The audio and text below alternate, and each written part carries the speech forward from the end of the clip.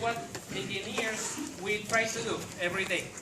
We try to solve problems. So, what are the general objectives that we are going to learn in this part of the class? Is that we are going to get kind of familiar with how to approach a problem, and we're going to focus in particular in one of the main aspects that lead us to solve a problem, which is the debugging of a code. In your case, you have to develop a code, and in this process of developing a code to make the different aspects that you want to achieve with your code, you're going to have to debug it. So let's talk about a little bit the design process when we want to solve a problem in engineering. It doesn't have to be in engineering. We solve problems every day. But the design process, why we start to design, why we start to think about a solution, what we need, what every hero needs. Huh? What?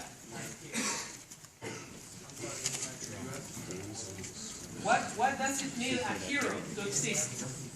A villain, right? So if we need to find a solution, it's because there is what?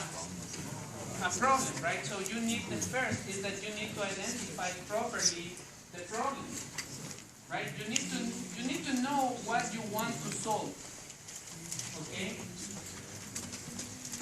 Once that you know what you need to solve, what you want to solve, what you start to think about?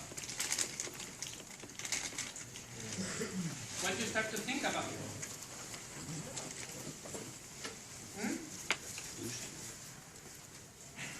Come on. You are the best of the best that the U.S. has to offer.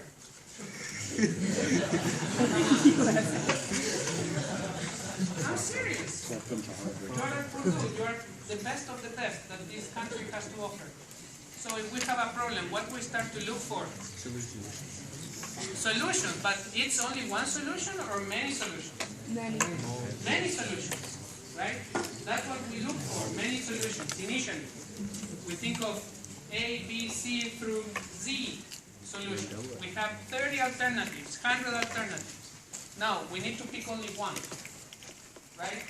And the process from having initially 100 solutions to end up with only one, that's the design process. So different criteria, different aspects, different needs of what we have to accomplish will define what is the solution, the final one that we are going to select. Okay? So this is the problem, the process that we were talking. Okay? You define your problem. You understand what you need to achieve, right? What you want to do. And then you think of multiple solutions. Okay? And whatever the problem is, if it's a game, like, I don't know, like FIFA, right? Or if it's a problem with your girlfriend, with your boyfriend, right? And then you think of multiple solutions for each case. And then you start to iterate on those processes, right? You analyze your solution, you collect the information. Will she get upset? Will he be upset? Right? Is this the best way to play? And that's what you do. And then you implement, right, your solution. Okay? So it's an iterative process, the one that you have. So let's get a little bit of taste of the theory. These are the different type of problems that you have in engineering. And in blue you have the different methods to solve. In that universe, you have troubleshooting, for instance, MEA, the design. Okay, you have many options. So in general in engineering, what we have is a combination of this. of all of these problems from this universe. So let's go a little bit more in detail. Let's drain. Okay, let's filter the information. We have the problem solving. So we define the problem, right? We define the inputs and outputs. We develop an algorithm. Okay? And the algorithm, usually you look for something that is simple and consistent. And then you jump into getting tools to solve your problem. Okay? And then you start to test it. Now, any of you is familiar with this picture? This is a kind of a famous picture. It's in San Francisco, California.